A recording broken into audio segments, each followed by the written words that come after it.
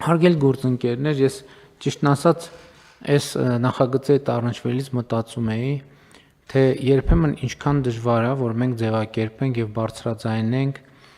ոչ թե բարձրաձայնենք, այլ որոշման աստիճանի հասցնենք այն, ինչ մտածում ենք, ընդ որում մտածում ենք երկար ժամանակ։ Այսինքն բաներ կա, որ մենք մտածում ենք, ընդ որում լինելով բարձրաստիճան պաշտոնյա, նախարար, կառավարության ղեկավար եւ այլն, բայց այդ մեր մտածածը չի ստացվում բարձրաձայնել։ Օրինակ, այս թեման ես երբեք չեմ հասկացել եւ մի քանի անգամ փորձել եմ ավելի լավ հասկանալ, թե ինչի 36 տարեկանին չի կարելի ոստիկանությունում ծառայության մտնել։ Եվ այս թեման ես նոր որ դուք զեկուցում եք եւ այս նախագիծը եւ ես ինձ ասում եմ, բայց արդեն 7 տարի ես այդ մասին մտածում եմ ու քննարկում ենք, ինչի է, այս որոշումը ինչի է այսքան ձգվում։ Եվ բարեկային ոստիկանության հիմնադրման ընթացքում մանավանդ, չգիտեմ ինչի կանանց դեպքում այդ հարցը տենց սրվեց, նաև հասակի բույի խնդիրը առաջացավ, հիմա դա հանել ենք, հույս ունեմ, թե դե չենք հանել։ Հիմա օրինակ տեսեք ես ինչ եմ մտածում, մենք եկանք ասցին գիտեք ինչ, եթե դուք այսքան հասակ ունեք, ձեզ կարող ենք բարեկային ոստիկանությունում աշխատանքի ընդունել, եթե այս հասակի ցածրը մենք չենք ընդունում։ Ու ես այդտեղ շատ մեծ դիսոնանս եմ տեսնում, որը ընդհանրապես մեր ինստիտուցիոնալ կամ ոչ միայն ինստիտուցիոնալ խնդիրը բացահայտում է։ Այդ մարդը ծնվել է այդքան, հասկանում եք։ Այդ մարդը այդքան է։ Այդ մարդը չի կարող անենցան ինքը եթե 1.35 է իր բոյը կամ 1.40 է, չի կարող այդ մարդը ոչ մի օբյեկտիվ բան անի, որ իր բոյը դառնա 1.57։ Բայց մյուս կողմից, եթե ասենք օրինակ մենք տեսնում ենք զինվորական ծառայության մեջ գտնվող մարդիկ, ովքեր քաշի ստանդարտները անգամներով բան են անում, գերազանցում են, մենք իրան բան չենք ասում։ Մարդը հիմա բնություն իրան տենց է ստեղծել։ 1.49 է այդ մարդու, ասում են քեզ չենք ընդունում աշխատանքի։ Բայց որ մարդը ասենք ենթադրենք 1.53 լինի, ընդ որում չեմ ուզում body shaming-ի մասին չի խոսքը, բայց ես կարծում եմ, որ այն զինվորական տրամաբանության ծառայության դեպքում մենք կարանք այդ ստանդարտը դնենք։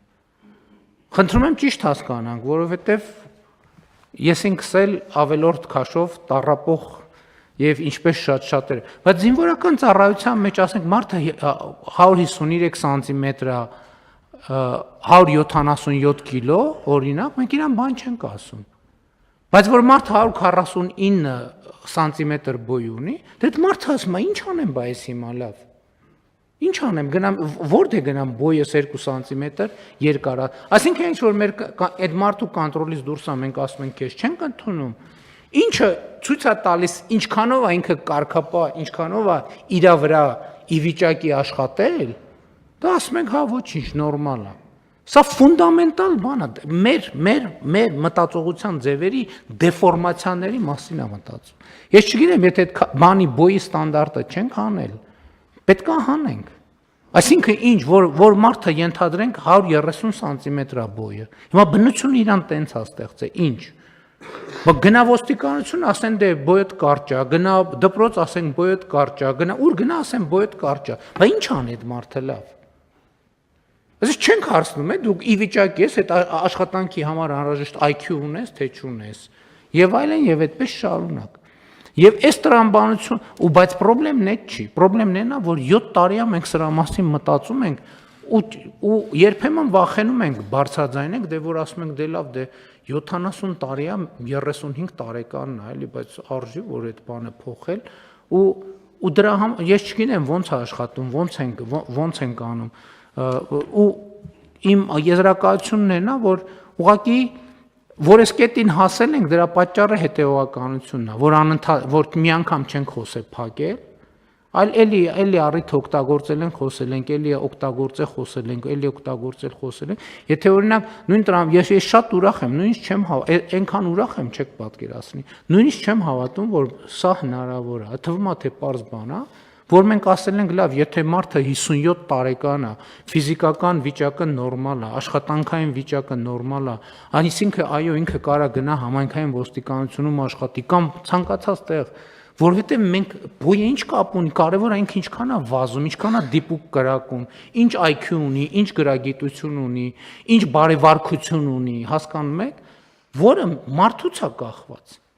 Եվ այս գործելակերպը այսինքն շղթայական, սենց ամեն ինչ ծռելով, որ ստարտի կետը ծուռա դրած, մնացած ամեն ինչը ծռվում գնում է։ Եվ հետևաբար ես ուզում եմ իմ անհավանական գոհունակությունը արտահայտեմ, որ մենք եկել հասել ենք այս կետին, որ մենք ասում ենք ոստիկանությունում աշխատանքի անցնելու համար տարիքը էական չի, այսինքն հանում ենք, չէ՞, ընդհանրապես տարիք։ Բայց ուզում եմ անկեղծ ասեմ, որ լավ 6 տարի այս թեման ես պարբերաբար մեր գործընկերների հետ անընդհատ քննարկել եմ, սենց նայել ենք ու ուրախ եմ, որ եկել այս կետին ենք հասել։ Բայց հիմա համայնքային ոստիկանության համար ատեստավորման կարգը նոր ենք մտցնում, հա, քանի որ նոր է ձևավորվեց ծառայությունը։ Պարոն վարչապետ, ատեստավորումը վերաբերում է բոլոր ուղղություններին։ Պարզապես հետևյալն է խնդիրը, եթե նոր ընդունված կադրի հետ գործ ունենք, կադրը հնարավորություն է ստանում մասնակցելու ատեստավորման process-ին ընդունվելուց հետո 6 ամիս անց։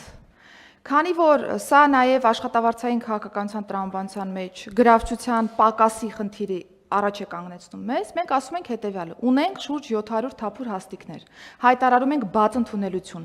եւ թե քաղաքացիական անձինք, թե մեր գործող ծառայողները կարող են մասնակցել այս ընդունելությանը։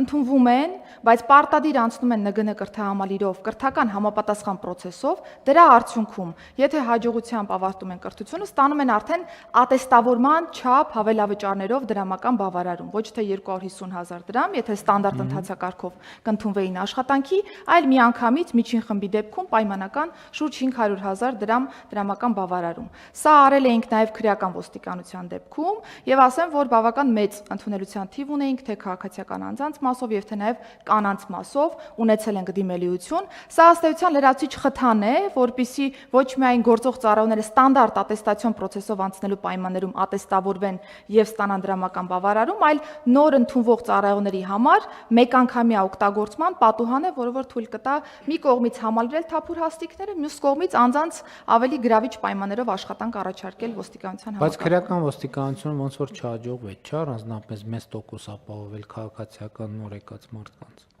Քրեական ոստիկանության դեպքում շատ մեծ տոկոս չունեցանք, պարոն վարչապետ, բայց ասեմ, որ բնույթն է կարևոր աշխատանքի, որովհետև եթե նույն քաղաքացիական անձին շատ ավելի տրամաբանական տարբերակով կարող են անցնել պարեկային ծառայությունում աշխատանքի, քրեական ոստիկանության դեպքում պիտի մեր տրամաբանությամբ ունենանք հերթական շրջափուլով անցած աշխատող որպես այդպիսին պարեկային ծառայություն, հետո համայնքային ոստիկանություն, հետո նաև քրեական ոստիկանություն, եւ առավելապես ընդունելության շրջանակներում ունեցել ենք դիմորդներ, որոնք որ ՏՏ ոլորտում են ունեցել նվաճումներ, այսինքն կիբերհանցավորության դեմ պայքարի վարչությունում կոնկրետ ունեն քաղաքացիական անձինք, որոնք բարեհաջող այս process-ը անցել են ու ընդունվել են աշխատանքի։ Փոքր թիվ ունեցել ենք նաև կանանց եւ տղամարդկանց ստորին օղակներում, այսինքն ստանդարտ քրեական ոստիկանության աշխատանքում ներգրավման, բայց հաշվի ենք առել աշխատանքի բնույթը, որպիսի ցանկացած անձ, ով որ գոնե թե պոտենցիալը ունի քրեական ոստիկանության աշխատանքի, նոր միայն կարողանա անցնել այդտեղ աշխատանքի։ Կարծում եմ համայնքային ոստիկանության ֆունկցիոնալը նկատի ունենալով, որն առավելապես նաև նման է պարեկային ոստիկանության աշխատանքին, կկարողանանք ավելի մեծ թվով քաղաքացիական անձինք ներգրավել եւ նաև պահպանում ենք մեր այն սկզբունքը, որ 30%-ը հատկացնելու ենք կանանց տեղերին այս ընդունելության շրջանակներում։ Հիմա Տիկին Սարգսյան, այս փոփոխությունը նշանակում է մարդը օրինակ ենթադրենք հաշվապահ աշխատել, լսում է ինչ որ իմաստով ուզում է փոխի իր աշխատանքը, հիմա մեզ լսում է, ասենք ենթադրենք 47 տարեկան է։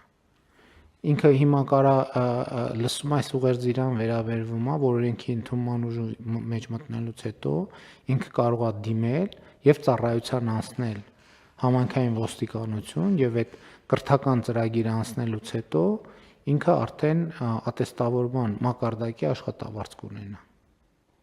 Այո, պարոն վարչապետ, տվյալ հաշվապահը ենթադրվում է, որ ունի նաև բարձրագույն կրթություն, բակալավրի որակավորում։ Բարձրագույն կրթությունը պարտադիր է, որտեղ բարեկայանում մենք պարտադիր չենք համարում։ Այո, բակալավրի որակավորում պիտի ունենա անձը, եթե տվյալ տարիքային խմբում է, ապա կարող է դիմել եւ ասեմ, որ հաշվի առնելով բարձրագույն կրթության բաղադրիչը միանգամից կստանա, եթե չունի այլ զինվորական կոչումներ նախկինում փորձառությունից, լեյտենանտի կոչում որպես այդպեսին կունենա, այսինքն միանգամից սպայական կոչումներ եւս կշնորհվեն նրանց։ Ես կարծում եմ սա էլ այն դեպքն է, որ մենք հնարավորինս լայն իրազեկենք քաղաքացիներին եւ մեր սիրելի քաղաքացիները, ովքեր այդքան էլ գոհ չեն համայնքային ոստիկանության աշխատանքից, կարող են եւ նաեւ նրանք, ովքեր գոհ են, կարող են դիմել եւ համայնքային ոստիկանություն ծառայության մտնել, որպեսզի իրենցով բարելավեն համայնքային ոստիկանության եւ ընդհանրապես ոստիկանության աշխատանքը։